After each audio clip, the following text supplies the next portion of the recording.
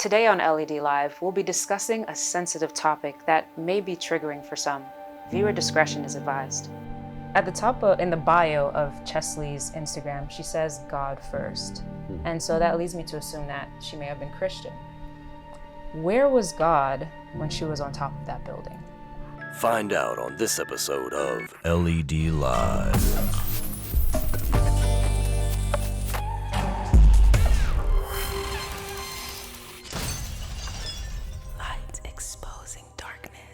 On January 30th, Cheslie Kryst died after falling from her New York City apartment building. It's reported that she took her own life.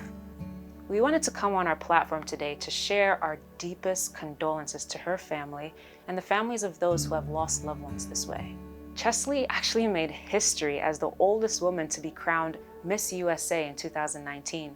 She was also a licensed attorney and served as a correspondent for Extra, receiving 2 Daytime Emmy Awards nominations. Hey Extra, it's me, Cheslie Kryst, Miss USA. Welcome to Atlanta and the Miss Universe pageant. Now, looking at her life accomplishments, it's evident how functional and successful someone can be while still being severely depressed.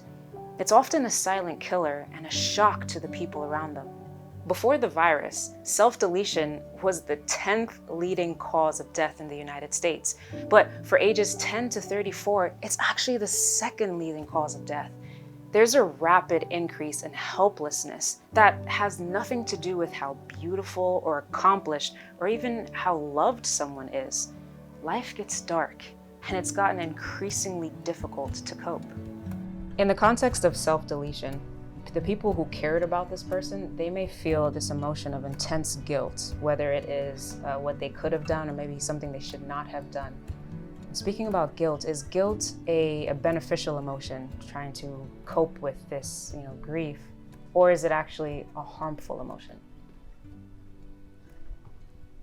I think it can be a little bit of both, but I think it's more, you can what if all day long, I had a daughter that passed away. She was special needs. She stopped breathing in her sleep, and we were what ifing about everything. What if we use the CPAP machine that actually causes her to vomit and could have choked on her vomit and could have died a lot sooner? It's like there's all kinds of things that you can toss around in your mind, and I don't think it's beneficial. I think it'll eat you alive, but at the same time, it depends on what the guilt is about.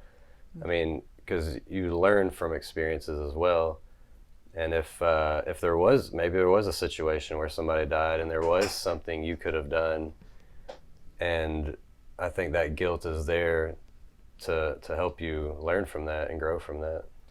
Guilt, I think, is part of the coping mechanism, and it can be good for a period of time, but it can also lead to depression. It can lead to major problems inside of marriage, inside of other relationships, particularly when it becomes angry, hateful, because those are all parts of the coping mechanism. But we shouldn't be sad, or we shouldn't be angry at ourselves for being guilty. We should always be. It's just part of the process of grieving, I think. Yeah.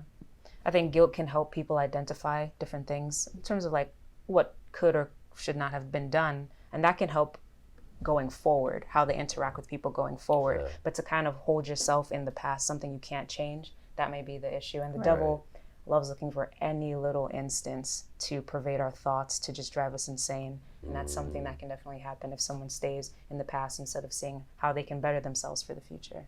Yeah, but it's not something, I agree, that should be either suppressed or you should feel bad for having a certain emotion. Because at the end of the day, we are humans and we feel. Right. And so, but depending on how long we feel that thing, that's when it can get dangerous. Multiple popular artists have actually come out and expressed the depression that they've experienced in their own lives. One of them being Justin Bieber. I think that there was times when I was really, really suicidal. Like, man, is this pain ever gonna go away? It was consistent. The pain was so consistent. I was just suffering. I had no idea that this life would take me by storm. I had no idea that I would just get sucked up by all this stuff. There were so many people who were just so mean, random people saying, "You suck, you look like a girl." And I would just shake it off and act like it didn't bother me. But that stuff bothered me, and it affected how I acted and how I treated people. And then it's this ongoing cycle of hurt people, hurt people.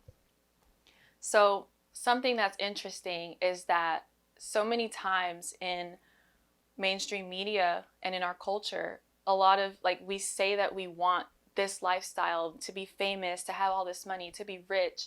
And it's crazy because these very artists are the ones that are coming out and saying in their work that this life is actually really hard. It's not all what it seems. And they even put it in their work. He has a popular song that came out recently. It's called Lonely by, and he was the co-writer of it. And so I'll just read to you some of the, like, a few of the stanzas from the lyrics and just let me know what you guys think. But he says, everybody knows my name now, but something about it feels strange. Like looking in a mirror, trying to steady yourself and seeing somebody else. And everything is not the same now. It feels like all our lives have changed. Maybe when I'm older, it'll all come down, but it's killing me now. What if you had it all, but nobody to call? Maybe then you'd know me, 'cause I had everything, but no one's listening. And that's just lonely. I'm so lonely. I want to call Justin Bieber right now, man. What's up, dude? I don't care about your money or nothing, man. Let's just kick it. Yeah.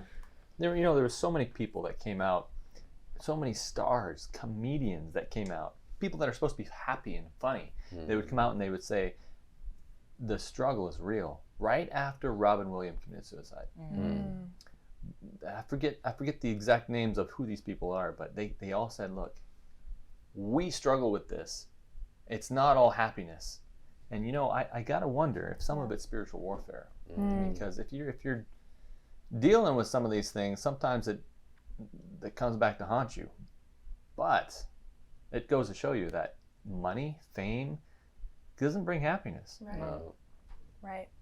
And it reminds me of the Bible verse that actually in Proverbs 13:7, it says, a pretentious, showy life is an empty life. A plain and simple life is a full life. Whoa, I never even heard that before. Yeah. That's great. That is exactly what it reminded me of. And it's crazy because sometimes, like, we know it's hard to come forward about these issues, but then they're in songs that we're singing and that are top hits and that have really nice beats in the background that sometimes distract you from the lyrics. Right. But it's like, these are real, like, they're telling you their story. Like, I am depressed, I am sad, I am alone, even though it looks like I have millions of people ordering tickets to my show, it's not what it seems. Another artist that has come out about this is Billie Eilish. Billie's experience shows that no matter how good someone's life seems like it should be from the outside, mental health factors can still surface. That's why people who experience anxiety and depression get frustrated when people say things like, what do you have to be sad about? Or, but you're doing so well in this part of your life. Why just not focus on that? Those questions aren't helpful because mental health doesn't always depend on career success or an exciting advancement in your personal life. Someone can still experience a dark time while it seems good things are happening to them. She also has another song. It's called Listen Before I Go. And it says, take me to the rooftop. I want to see the world when I stop breathing. Turning blue. Tell me love is endless. Don't be pretentious. Leave me like you do. If you need me, want to see me, better hurry, 'cause I'm leaving soon. Sorry, can't save me now. Sorry, I don't know how. Sorry, there's no way out but down. Call my friends and tell them that I love them and I'll miss them, but I'm not sorry. Call my friends and tell them that I love them and I'll miss them. Sorry. What are we gonna do about this? Where's the resolution? Right, Where's the hope? Right, yeah. And it could be written from her own personal experience. I know some artists do draw from other people's experience, but nonetheless, it's an issue. And it's a song that a lot of people related to. And the sad part is, what if this is the last song you hear and it's like, yeah, I'm gonna do it. Yeah. Because she's not saying there's any hope. She's like, I'm done. Exactly. This is it. Like, I don't want to be here anymore. I'm sorry. There was a lot of people defending her when we talked about the song All the Good Girls Go to Hell. Yeah. And they're like, she's helped me so much when I'm depressed. I listen to her, and all they're seeing is someone that can identify. A lot of us have been able to identify with being sad or going through something. But what's the answer? What's the result? The end hope? Yeah. And that's something that I do hear in contemporary Christian music is like Jeremy Camp. His whole testimony was he married this woman who was terminally ill, and she ends up dying, and he wrote this song about all the pain he's going through. But then there's this chorus that says he knows, and it's talking about how Jesus knows all the pain you're going through. He's been through it himself. He's been through being betrayed. He's been through being nailed to a cross by people who were saying amen to the things he was saying the day before. Right. And so the hope is he knows. He's right there with you through all the pain. He's walked the suffering, you know. I think it's a good point that there is oftentimes when I was going through a low part of my life, I'd listen to some of the sad music and I'd go, well, it helps me. It doesn't help you unless you have that hope. Right. I mean, you gotta, I mean, even that one song, when he says, he knows. How many songs like this one have none of that said in the song? Exactly. Right. And how is that helping get rid of that out of your life? Right. It's not. Yeah. When you listen, one thing I'm noticing is when anybody tells us anything, pictures come into our minds, even if we don't realize it. And it's the same thing, like if I'm going to be listening to this song, if I'm laying in bed, I'm imagining myself on a rooftop. Like she says, I'm literally watching the whole story play out up into when I jump, when I say sorry, you know? And it's like, it's like putting ideas in your head. You know, you're sad and it's like, that's the only way out. Another artist that has come out about depression is Demi Lovato, and she has struggled with it for most of her life and has been very vocal about it. In a Today interview, she said, "I've dealt with depression and suicidal ideation since I was about 7 years old, and that's something I've been very vocal about. I've talked about it for years, and so today I don't take it lightly. I easily could have been someone that wasn't having this interview today." And so she even says, like, the reason why she's so vocal about it is because she knows that it is a very serious issue and she struggles with it. And she says that she really tries to encourage people through her music to not seek permanent solutions to temporary problems. Wow. And I think it can be encouraging to see, to have someone who is very vocal that this is not just a one-time thing. It is something daily, and it's like every day you have to show up, even though it's hard, but it's possible. You know, there's not just one way out, you know. Even though it can be hard to go through it, it's possible, you know. And there are highs and lows. Like she even says, life ebbs and flows. You know, so it's like there are really, really high moments that we have, and then there are really, really low ones. But that's just life, and we have to just keep going through it. Do you think God works? I don't want to give Satan too much credit, but do you think God works harder on some people than others? Because does Satan work harder on some people than others? You know where I'm going with this? Yeah. If you are a popular person that has major influence, if you were Satan, if you were the devil, who would you go after? The person that was in the middle of the country somewhere, or someone that was in the middle of becoming an influence of everyone else? Right. Yeah. And so, when I see people that put this stuff out and they have major influence on others, I wonder, what are they saying? What are they saying in there? What could be going on that maybe God is using them, but maybe, I mean, we are struggling against not flesh and blood, but powers and principalities of darkness, right? Who knows? So I don't know. That's my thoughts when that comes around. Yeah. So a few years ago, when I was in high school, I experienced severe depression, and I also was having suicidal thoughts. And I was just in a very dark place. I felt very alone. I didn't really have many friends. I was being bullied, and I just remember just being so depressed sometimes that I didn't even have just the energy to talk. And I felt so fragile. Like you could ask me, "How are you doing?" and I would just start crying. And it was just a very sensitive time in my life. And I remember just spending most of my days in my room crying. When I got back from school, I wasn't eating. And I remember just going to bed every single night and begging God to take my life. And every time I woke up the next morning, I was so defeated. I was so mad at him. I was saying, like, God, why would you wake me up? Like, why do I have to go through this all over again? And I went through that for months. And when God finally did step in, I really felt his presence in a way that I didn't even know I could. And I felt like he personally saw me and just came down to comfort me. And I remember I was going to school one morning and I was waiting for the bus. And when I got on the bus, there was this girl who she came into the semester in a really weird time. No one should be coming to school at this point. Like, we've passed midterms. It's just not a good time to transfer to a new school at this point. And I remember I got on the bus and she smiled at me. And I had felt invisible for so long. I remember thinking, like, what is wrong with this girl? Like, why is she looking at me like that? And over time, she ended up coming to sit with me and talk with me and wanted to be my friend. And I remember just her being there for me, encouraging me. There was even one time where I didn't have anyone to sit with at lunch, so I would sometimes sit in the library. But I remember that she left her class one time to come sit with me at lunch in the cafeteria. And that was a way that I just always remembered God's love and him. It just felt like it was an angel that showed up for me. And he was somewhere in heaven saying, Brittany's having a really hard time and I need one of you guys to go down there and be with her. And I never forgot that experience. And she really helped me heal through so much. And I saw so much of God through her. And from that experience, I became a Christian.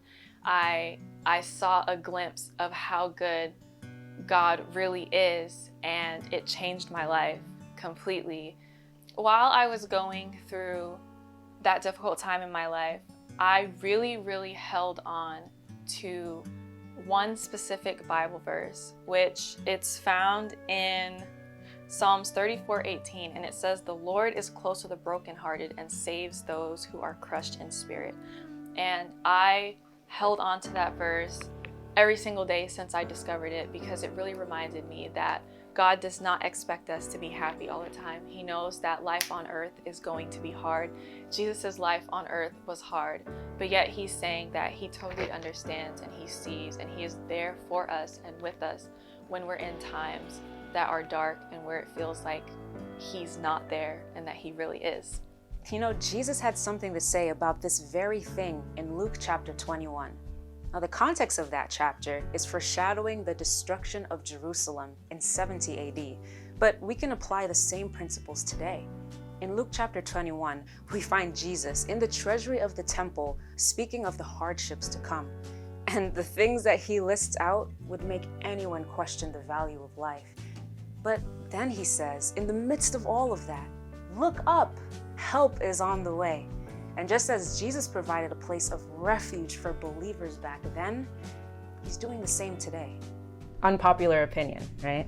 This is interesting. Christians are unhealthily obsessed with escapism. What is escapism?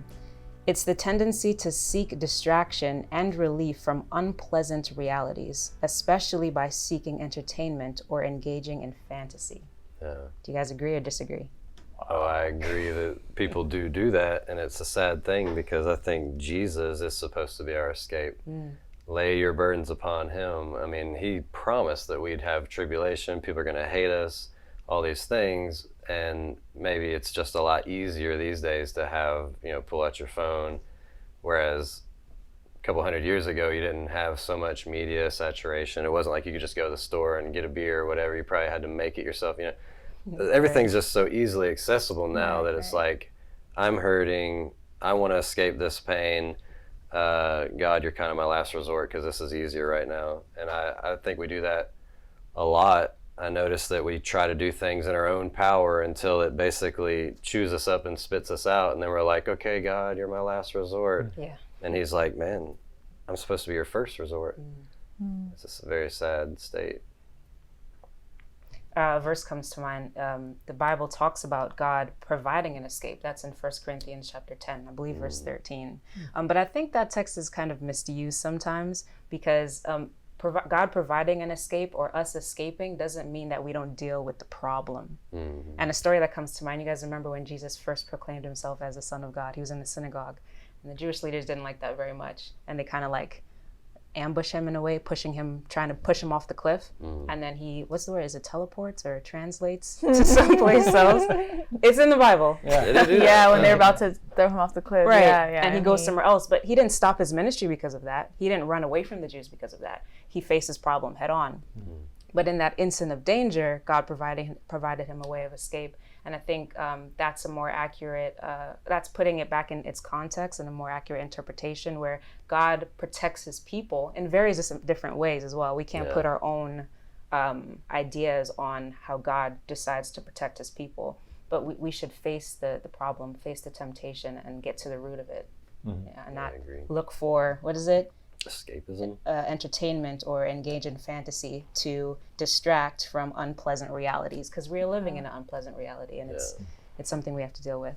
With that, though, can also come, you have to ask the question, why do people go to these? And usually it's because they feel like they can't talk to someone about it. So then, you know, because if you feel like you're alone or like no one's listening to you, then all you have left are these escapism type of realities, you know, to cope with it. And so I think that could be another factor, is if you lack that supportive community, it's like you feel like you have nowhere else to go except, you know, to some unhealthy escapism route. If you don't have that community, I think that's one of the biggest challenges we have today. We have a difficulty that's going around in our realm, a type of Fauci ouchie that's happening, and it's causing everyone to seclude themselves from everyone, right? And when that happens, it causes us to communicate less. We don't go to our neighbor and look over the fence and say, hey, how are you doing? Even though you might be of a different denomination, might be of a different church, might be of a different political persuasion.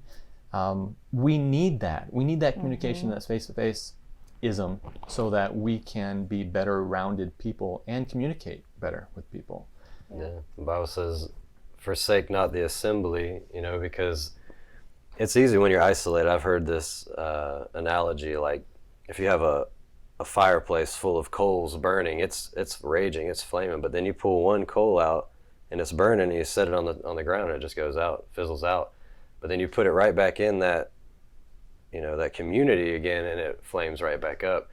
You know, the weak will just drain you. You'll get faced with all kinds of tribulations. And then that weekly, at least once a week time when you gather together and you're around other believers, you can lift each other up, pray for each other. Hey, how you guys doing? Instead of putting on a fake smile and saying, oh, hey, you know, everything's great.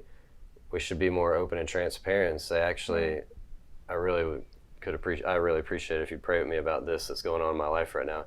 I think too often we think, no, I'm supposed to be happy here. You know, I got to put on this good front, even though we were just arguing in the parking lot, or, you know, I'm dealing with this thing.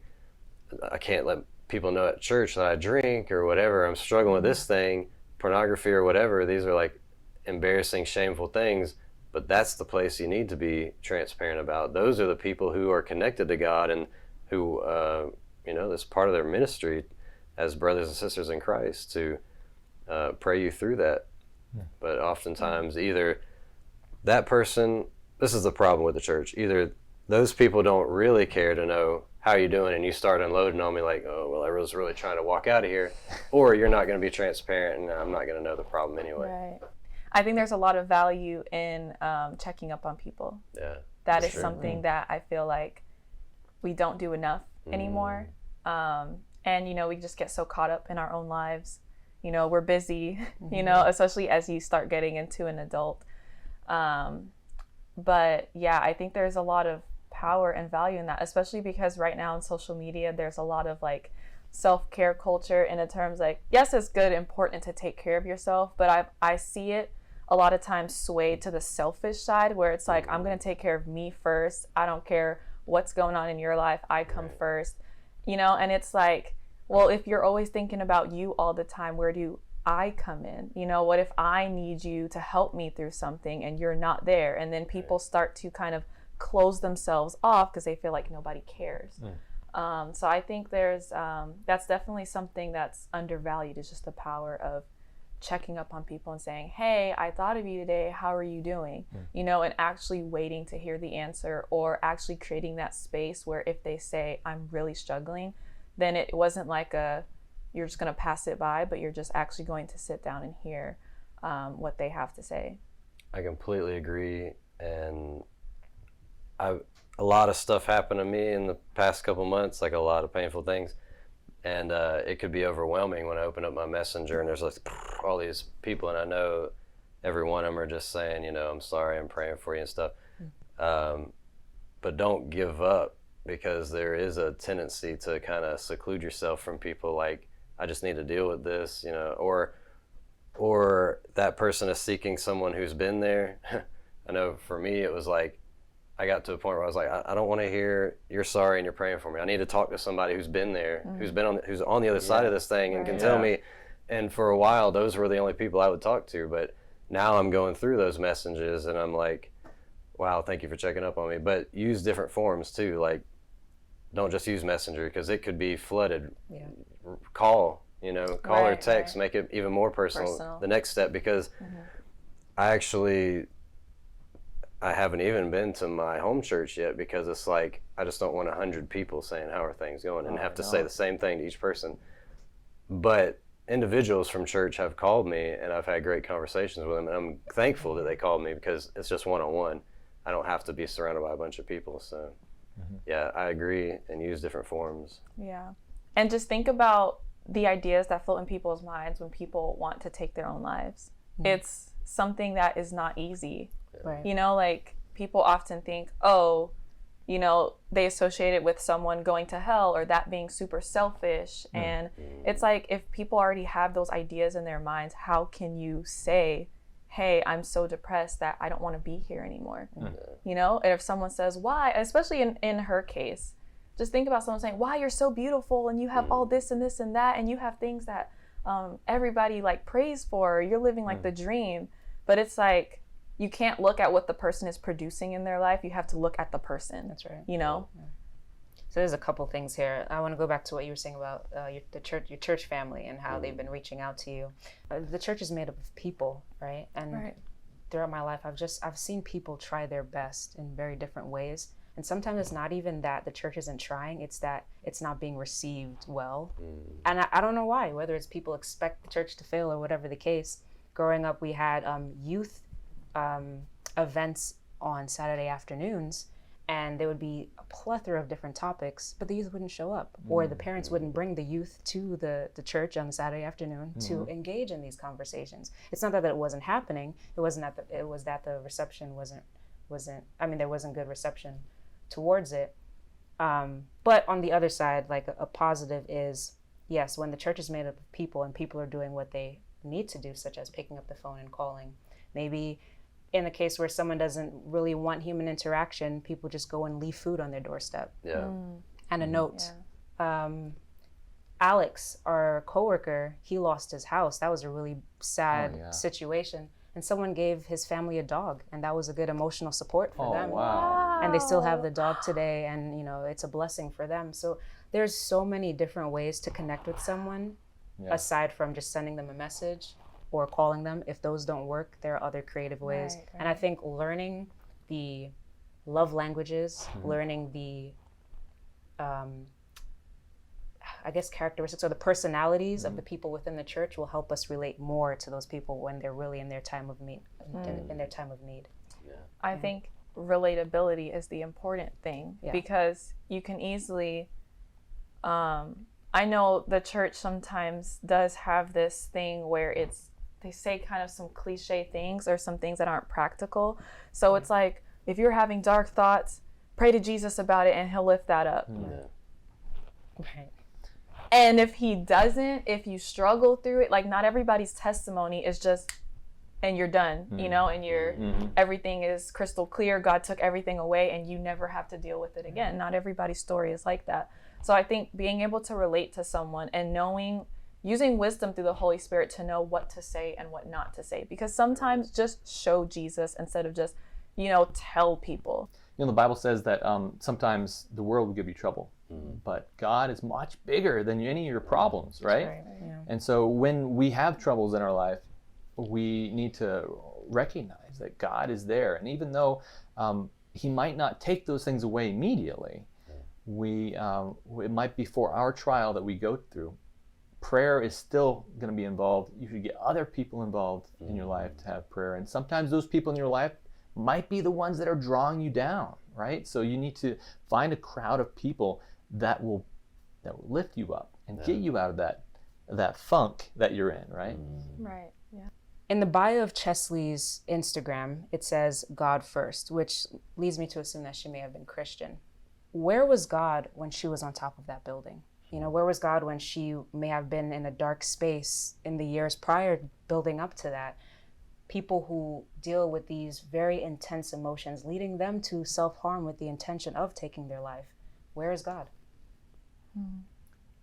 God's definitely right there with her. I mean, she might have felt disconnected for many different reasons. I mean, yeah, it's hard to know what she was really dealing with to drive her to that point, but I think that God works mostly through his people. He wants us to have his character, and so it really makes me question, where was everybody else? Where was God's people to talk to her and really make her feel valued? And like some of the stuff you were talking about, people reaching out and stuff, there's two different ways to do it. I think sometimes you just need to be there, just let them talk. I mean, you might feel unequipped or whatever, but just let them talk, man. Just sometimes it just helps to have somebody there. And then if the person doesn't want to talk, then that's when you can have a chance to let them know how much they're valued, find positive things about them. Like, I can't imagine life without you in it. Like, you made my life so happy. Like, remember that time when you did this for me? Like, you don't have no idea how much that, impacted my life. Bring to remembrance how much value their existence is, Yeah. And I think that's a huge way that God works, is through his people. Right. Even Jesus went through suicide. I mean, if you read in the Bible, it says, cast yourself down and throw yourself on the rocks, because the Bible says you will not hurt your feet on a stone, right? I'm paraphrasing. But even God thought, you know what? Yeah, if I throw myself down here, is that true? Absolutely not. Satan was misquoting the Bible. I'm sure that he uses every single type of way to get people to take their own life. Yeah. And and from personal experience too, this was not a one-time situation. She could have been thinking this for maybe a year, maybe 2 years. And I do believe that God was present, because I know for me, I mean, every single day is a battle at this point. So she said yes to all the days prior to this. I'm going to stay. I'm going to choose to be here. But it just so happened on this day, whatever could have happened, it just really set her off. I don't think that means that Jesus wasn't there. I believe that he was, but maybe, I don't know, sometimes like if you've just been dealing with something for so long, it really just gets so over, like you're tired, you're really worn out, and God does respect our choices, and he understands where each of us are. I think what we would like for Jesus to do in these situations is to literally show himself and to stop being invisible, to stop speaking in a small, still voice when we're that deep in what feels like hell. But yeah, it's just, I don't know. That's a really tough question. Yeah, it really is tough. And in a way, I like that there isn't just one answer, because God is such a personal being. He shows up to each person the way that they will recognize him if they allow themselves to. Right. Yeah. There's a question a lot of Christians and others have: will people who took their life be in heaven? That's a tough question too, because I mean, we look at the Bible as I don't know too many suicides, or I don't know too many incidences where somebody took their own life in the Bible. I'm thinking of Saul after he went to the Witch of Endor, threw himself on the sword, but I don't think he really had. Yeah, Judas. Judas, yeah. Saul was already walking away from God. Judas betrayed God, and it says that Satan even entered into him. I mean, he's a no-go. But people like Samson, you know, it seemed like near the end there, he kind of had a redemption type thing, and he kamikaze had pulled down the towers, or pulled down the pillars, and the whole buildings fell on everybody. Yeah. Including him. Yeah. But he's even mentioned as some of God's mighty men, even later on. And so people have a big debate. This is actually a big theological debate about Samson, because you're absolutely right. He killed himself. But we don't know exactly what his mindset was before he died. And so that's why people are always tiptoeing around this topic, particularly because sometimes you have parents that have had kids that taken their life. We don't know what that kid thought about before he died and how he regretted what he wanted. But at the same time, taking your life is murder. Right. And so it's a dangerous, dangerous, dangerous thing to do. And God winks at our sins committed in ignorance. It talks about in Acts. And I'm thinking, interesting. What if somebody they're just so done with this world, and they're like, Lord, and they really have a relationship with God, and they're just like, I can't take this anymore. I'd rather just be with you right now and just do it. And if that's their mindset, and they really don't know what they're doing, and they're just so done, I mean, there's got to be grace for that, you know? Is it that you think it kind of boils down to intention? Because when you think of Saul and Judas, they were doing escapism. They're like, I can't handle this. Right. And they did what they did, versus Samson, or maybe a parent who sees a car coming and just goes and does something, and they end up dying, but their child lives. Well, I definitely think self-sacrifice is much different. I mean, Jesus said, no one takes my life except I lay it down. And he says that, you know, a true friend is someone who lays down his life for his friends, or true love is someone who lays down his own life. But he's not doing it to himself. I mean, he knows what's coming. It's self-sacrifice. And that's the deepest love you could have. I mean, if you do that for your child or something, like, you're going to be rewarded for that, because you gave up yourself over someone else. So that may be two completely different things. But I remember Scotty, he watched a documentary about people who jumped off the Golden Gate Bridge but survived. So, you know, they lived to tell. What did it feel like? Like when you were standing there, what were you going through? And then when you jumped, and then on the way down, and then when you know, the whole experience. A lot of them said, as soon as they stepped off the bridge, the second, wow, immediately regret, or what am I doing? Oh, God, save me, or I'm sorry. And there's 2 points to that. One, God hears even in that moment. And going back to what you were saying, we don't know what the person was thinking or struggling through, or what happened right before their life ended. God says, come unto me, all you are weary. I will give you rest. I will be there. Your sins are forgiven. And, you know, I'm not anyone to say, but going off the Bible, they would be in heaven, right? They would be saved. But also, just someone experiencing that, it's almost as if Satan is there torturing and torturing, and then finally when the person jumps off, he's like, okay, mission accomplished, and he takes a step back, and in that moment of clarity, they're finally like, Lord, save me. And he does, you know? Isn't that amazing? And that brings validation to the point that God is always there. He's just standing right there by you, waiting for you to open the door of your heart, and he will come in. That's like the thief on the cross type scenario, you know, like in that last moment, and Christ said, you'll be with me. So it you know, it's not something that we recommend, waiting till you're on your deathbed to give your heart to God. Well, that's presumption. But He is there even in the final moments. And think about the time, I mean, the flesh is weak, and think about the times that somebody just pushes your buttons enough that you just, you snap, and you immediately regret the way you yelled at your child or whatever because they just pushed your buttons enough. That same thing could be the scenario when you're on that bridge and you're like, I'm done. And you make that decision out of a knee-jerk reaction, but immediately regret it. Got you. Yeah, I understand exactly what you're saying. And what's interesting is in the Bible, Moses, who led Israel for a number of years, struggled with hate. He struggled with being angry with people the whole time, right? He killed that Egyptian. He was upset. There was something else he was upset Struck with. the rock when he's supposed to talk to it. In the end, he struck the rock and said, look what we have to bring to you. And God said, all I want you to do is speak to the rock. And he struck it, because he was absolutely upset with him. Well, he disobeyed God.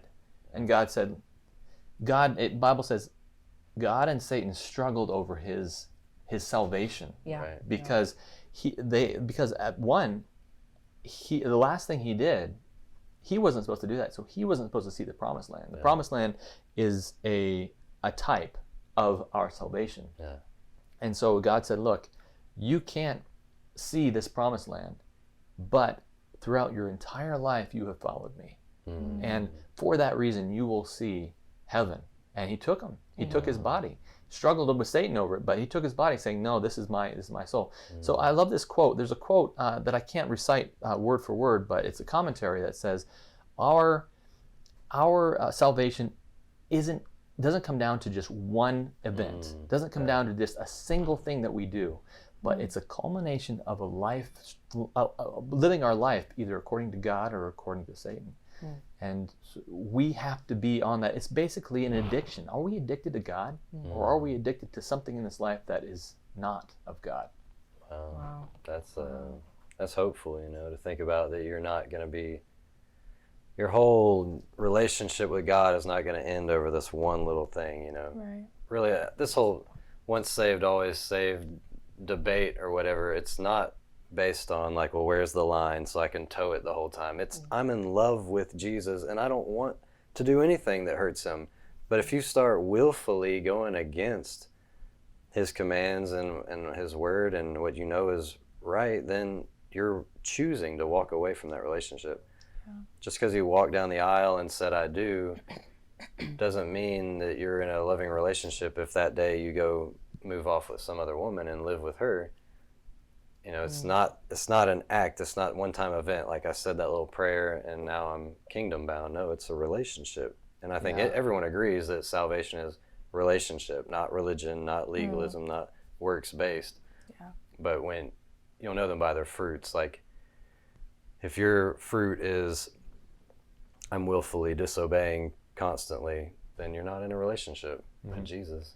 Yeah. And I think it's important to remember too that God is doing everything he can to make sure that we get to heaven. Like when I look at in the Old Testament how they had to do all these rituals, to then Jesus coming and dying, and it's like we know, like he told the woman at the well, you no longer have to go to like these holy cities to pray. You can literally just come to me in spirit and in truth. Like you don't have to do all these big travels, and it's like he really does try to make it easier on us to choose him, but it does ultimately come down to our decisions. But it's comforting to know that there are parts of people's lives that God sees that we've never seen, and he takes those into account, but it's like that is comforting that just one act does not determine a whole person's life. We've been really practical on what the people in the church can do if they see someone who's struggling. But what about ourselves? The Christian life ain't easy. What can we do? What can someone do? Someone who may be watching, what can they do to keep from being overwhelmed? To then that might lead to something bad, Find a community. Yes. Okay. Yeah, reach out, man. You can reach out to us. I mean, we're here. I've talked to people on the phone for hours. I mean, ministry doesn't stop when we turn the cameras off or when we clock out. It's like I drive home and I'm talking to somebody. Okay, that's an amazing one. But if you try to reach out and the person doesn't pick up the phone, you're there with yourself and your thoughts. Prayer. What can someone do? Yeah. Prayer. It's good. I think it's important to surround ourselves with things that we know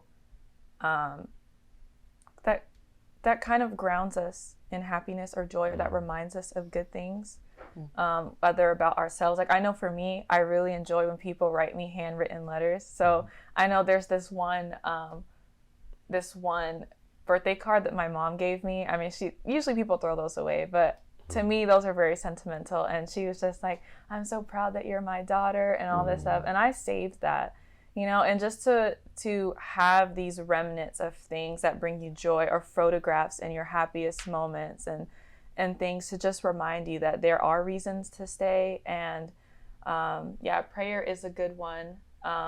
Even if all you do is look up on Google Bible verses for depression. My favorite is in Psalms where it says, God is close to the brokenhearted. That was one verse that I really, really held on to, just to know that God is not saying, you know, you're not a real Christian if you're not happy all the time, because that's what we make it seem like. We make it seem like it's not going to be hard.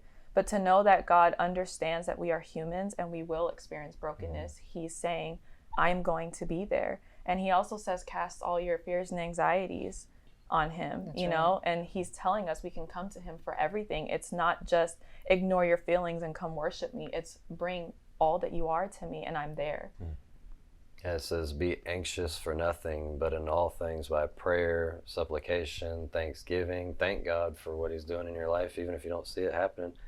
And that the peace of God, which surpasses all understanding, will guard your hearts and minds. I'm trying to think of a situation where somebody just really doesn't have anybody. It's hard for me to think about, because I've always had family, I've always had friends, and well, you did bring out don't ignore your feelings. I think that's an excellent point, because one thing I would say is don't procrastinate on getting to the root of why you feel a certain type of way. And so when it comes to overwhelm, well, why are you overwhelmed? Are you doing a bunch of stuff in terms of outreach, but you're giving from an empty cup? Do you need to step back for a second? Do you need some self-care? Do you need to study the word? Do you just need a nap?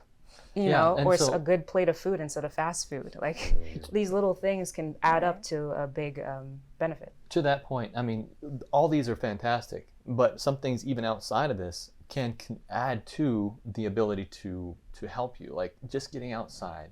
You need to get outside. You need to get some sunshine. That's right. You need to go out. You need to get some exercise. Get those endorphins in your body. You will automatically feel better, at least a little bit, if you get out and you exercise a little bit. Fresh air, water. Make sure your water intake's good. I mean, all these things contribute to how you feel inside. And so it's not always just a spiritual thing, but it's also a physical thing. Yep. And a mental thing, because physical affects right. What you put into your body feeds your mind. Your mind is an organ itself, and that's where mental health comes into play. But I was thinking about somebody that just doesn't have anywhere to turn. If they really don't have anywhere to turn, and you really think this could be your last day or whatever, like, why don't you go do something nice for somebody? You know, like we've talked about on this show, like the people who have the longest, happiest lives are those who work in some kind of like nursing, like where they're taking care of other people. So it's like that adds value to yourself. So if you have no one else and nobody else is going to take care of you, why don't you be that person? Why don't you be Christ and go out to that homeless person and give them some food and some money and encouragement and see how it makes you feel? Take the focus off yourself and put it on someone else, and then you will forget about all your woes. I mean, even if it comes down to just going out and petting a puppy. That's what I was going to say, because those with anxiety, that might be really intense to try to go find someone and help another human being. But a pet, a plant, just keeping a plant alive, you know, you have to open those shades, let the sun in, at least for the plant's benefit, and you yourself get benefit as well.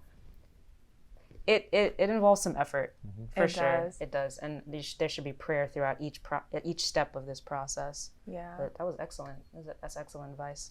Yeah, I really do think it's important to get out of your own head. Because I remember on the puppy topic, because I had a pet growing up, and I remember when she passed away, and it, like, you know, my mom, like, me and my brother were out off to college, so we weren't home, and my mom was like, man, I really underestimated how this dog helped me, you know, get out of the house, because I had to take her for a walk, you know, so I had to actually get out of the house. And so it's like, yeah, those little things like having a pet or something really does help.